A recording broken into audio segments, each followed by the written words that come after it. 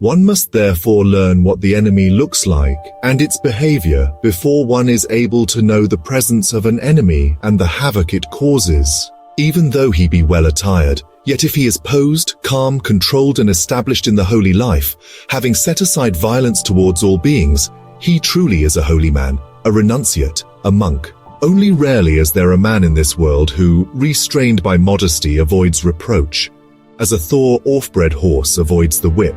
Like a thoroughbred horse touched by the whip, be strenuous, be filled with spiritual yearning.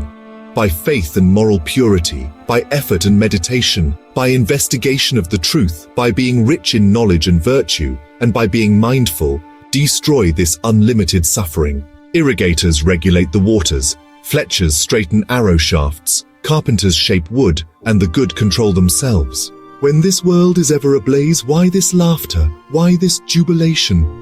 Shrouded in darkness, will you not see the light? Behold this body, a painted image, a mass of heaped up sores, infirm, full of hankering, of which nothing is lasting or stable. Fully worn out is this body, a nest of disease and fragile. This foul mass breaks up, for death is the end of life. These dove-colored bones are like gourds that lie scattered about in autumn. Having seen them, how can one seek delight? This city, body, is built of bones, plastered with flesh and blood. Within are decay and death, pride and jealousy. Even gorgeous royal chariots wear out, and indeed this body too wears out. But the Dharma of the good does not age, thus the good make it known to the good.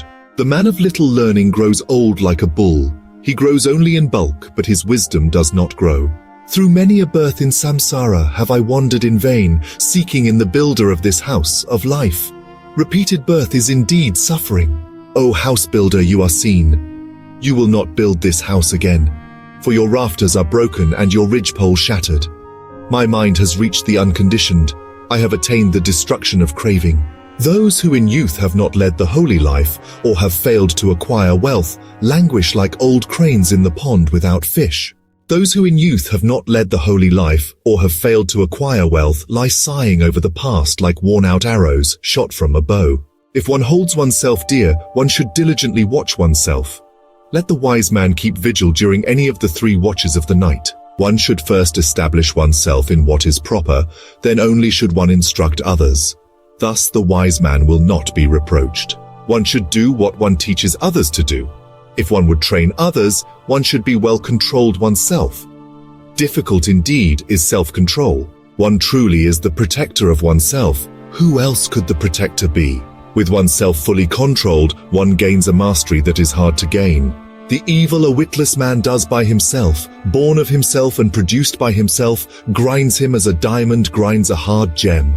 Just as a single creeper strangles the tree on which it grows, even so a man who is exceedingly depraved harms himself as only an enemy might wish. Easy to do are things that are bad and harmful to oneself, but exceedingly difficult to do are things that are good and beneficial.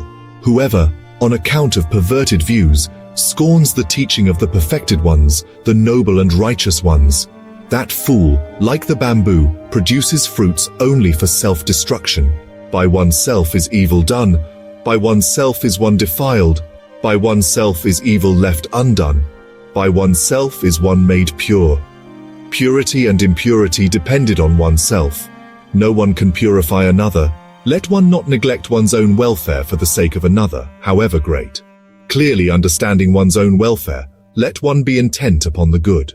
Follow not the vulgar way, live not in heedlessness, hold not false views, linger not long in worldly existence. Arise, do not be heedless, lead a righteous life. The righteous live happily both in this world and the next. Lead a righteous life, lead not a base life. The righteous live happily both in this world and the next. One who looks upon the world as a bubble and a mirage, him the king of death sees not. Come, behold this world, which is like a decorated royal chariot.